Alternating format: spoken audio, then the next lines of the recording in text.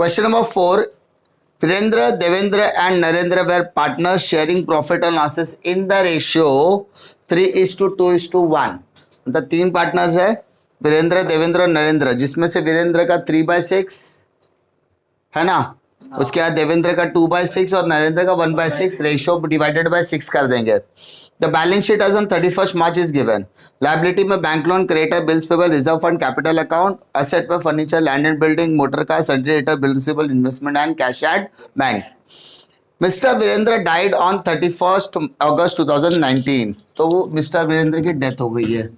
तो सबसे पहले मिस्टर वीरेंद्र का शेयर कितना है, पहले ये क्लियर करो. वीरेंद्र शेयर, तो उनका अगर शेयर की बात करोगे तो वीरेंद्र पहले पार्टनर थे, तो पहला पार्टनर का क्या है 3/6 है ना.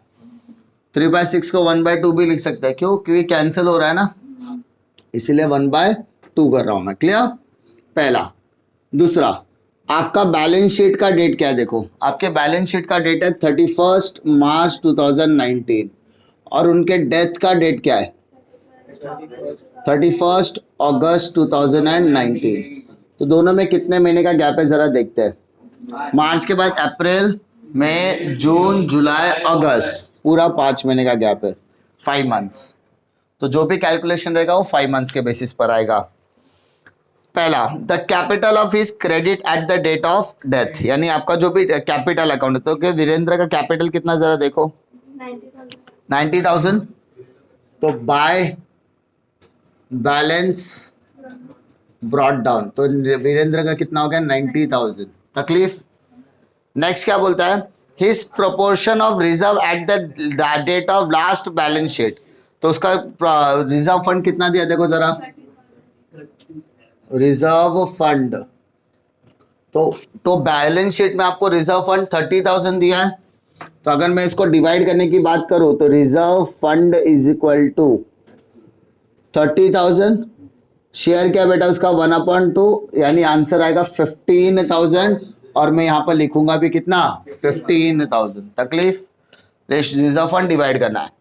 Third, his proportion of profit to the date of the death based on the average profit of last 4 years. Average profit के हिसाब से निकालना है. क्लियर? तो वहां पर देखो एवरेज प्रॉफिट आपको कितना है 10 share. His share of goodwill should be calculated at 2 years purchase of the profit for the last 4 years. तो पहले आपको क्या निकालना है, एवरेज प्रॉफिट निकालना है, गुडविल निकालना है ना. तो बेटा गुडविल के लिए क्या बोलता है उसने, एवरेज प्रॉफिट का, किसका बेटा, average profit multiplied by 2 years बोला है, 2 year नंबर ऑफ परचेस बोला है ना, तो मल्टीप्लाइड बाय 2. अब देखो 4 साल का प्रॉफिट दिया है 40,000, 60,000, 70,000, 30,000, 40,000, 70,000, 60,000, 30,000. बेटा सबका टोटल करो कितना होता है 2 लाख डिवाइडेड बाय 4 इंटू 2, तो 2 lakhs डिवाइडेड बाय 4 इंटू 2, तो बेटा आपका आंसर कितना आएगा 1 लाख है ना. तो गुडविल में शेयर कितना, देखो गुडविल में शेयर कितना है, तो गुडविल में कितना शेयर है, तो गुडविल में शेयर आपको निकालना है 1 लाख.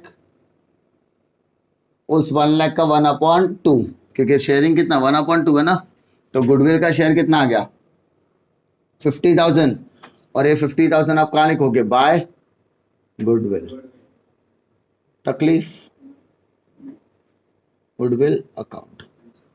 और क्या बोला देखो, और क्या बोला है, मिस्टर वीरेंद्र हैज ड्रॉन 3,000 पर month to death of death. मतलब वो क्या करते हैं 3,000 रुपये निकाल रहे हैं ना, 3,000 रुपये निकालते हैं, तो 3,000 रुपये क्या हो गया उनका ड्राइंग हो गया. तो जो पैसा निकाल रहे हैं उसको हम लोग कहाँ डालेंगे बेटा, ड्राइंग. ड्राइंग कहाँ पर आता है हमेशा, डेबिट. और 3,000 पर मंथ बोला, तो 5 months का कितना, 5 क्यों लिया, क्योंकि 5 ही महीने के मैं मानते वो, तो 3 5 15. और क्या बोला आगे, देयर इज नो इंक्रीज और decrease in the assets and liabilities, यानी एसेट और लायबिलिटी में कोई भी इंक्रीमेंट और डिक्रीमेंट नहीं है, ना ही वैल्यू बढ़ी है ना ही वैल्यू कम हुई है, मतलब रिवैल्यूएशन अकाउंट बनाने की कोई जरूरत नहीं है. अब ध्यान दो, यहाँ पर एक थर्ड वाला एडजस्टमेंट अपन ने यहाँ पर स्किप किया था, स्किप यानी रीड करके सिर्फ छोड़ा था. His proportion of profit to the death of the death based on the average profit of last 4 years, यानी जो भी आपका प्रॉफिट है वो किसके ऊपर डिपेंड करता है, पिछले 4 साल के प्रॉफिट के ऊपर। तो हमने ऑलरेडी 4 साल का प्रॉफिट निकाला, 1 लाख आया, गुडविल आया, सब कुछ ऐसे ही निकाला। इसके अलावा मुझे क्वेश्चन में कोई भी चीजें दी गई नहीं है। वापस बोल रहा हूं, पिछले 4 साल के प्रॉफिट, ध्यान से देखो वापस, उसने क्लियरली थर्ड स्टेटमेंट क्लियरली क्या कह रहा है, देखो कि आपका जो प्रॉफिट बोला है, किसका प्रॉफिट, ये प्रॉफिट किसकी बात कर रहा है, ये किसके प्रॉफिट की बात कर रहा है, ये वीरेंद्र के प्रॉफिट की बात कर रहा है। ठीक है, सेंटेंस हीज प्रोपोर्शन, हीज मतलब किसका, वीरेंद्र का। वीरेंद्र का प्रोपोर्शन क्या है, 1/2। कहां से निकाला 1/2, ratio. Okay, his ratio of the profit to the date of death, तो डेट ऑफ डेथ 5 महीना है, 5/12।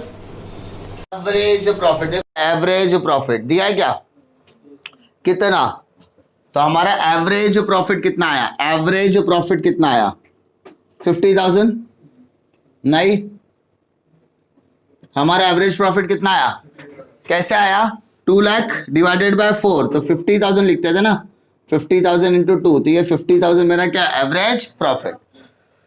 नॉर्मल क्या करते थे, इसको हम कहां डालेंगे, profit and loss suspense account में डालेंगे। कहां डालेंगे हम लोग उसको, profit and loss suspense account में। तो प्रॉफिट और सस्पेंस में क्या करते थे, प्रॉफिट दिया होता था, multiplied by month, multiplied by ratio, तो वही चीज यहां पर भी है। कैलकुलेशन करो, इसको इससे कैंसिल कर दो, 25,000, 25 इंटू 5, 1,25,000 डिवाइडेड बाय 12। ठीक है, अगर 12 का टेबल आता है तो कैंसिल करने की जरूरत नहीं है, सीधा सीधा 12 के टेबल से डिवाइड करके देखो, 1,25,000 डिवाइडेड 12 1 सा 12, 0 आ गया। अब 5 कैरी किया, बट 0 कैरी करने के लिए एक 0 लगा के फिर 0 लो।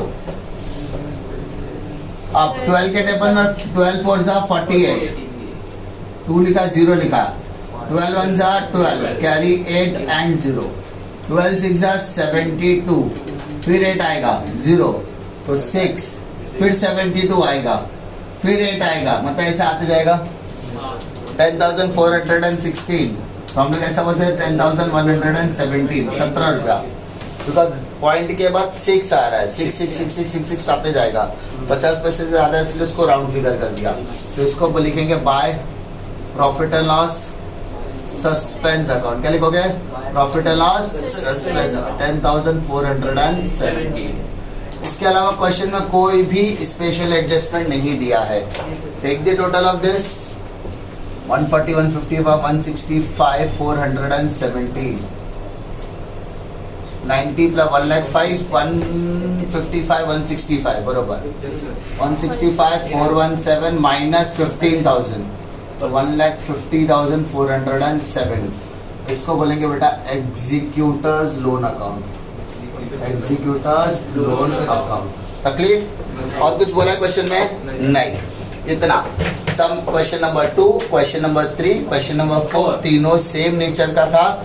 क्वेश्चन नंबर 4 में सिर्फ एक ही वैरायटी थी, यहाँ पे एसेट और लायबिलिटी में कोई रिवैल्यूएशन नहीं किया, इसलिए रिवैल्यूएशन अकाउंट नहीं बनेगा। दूसरा, आपको प्रॉफिट नहीं दिया था, आपको एवरेज प्रॉफिट के बेसिस पर करना था, तो जो भी कैलकुलेशन किया वो कहाँ पर आएगा, प्रॉफिट एंड लॉस सस्पेंस। बाकी सारी चीजें क्वेश्चन 2 क्वेश्चन 3 के हिसाब से ही थी। डिफिकल्टी कल ही हो जाएगा।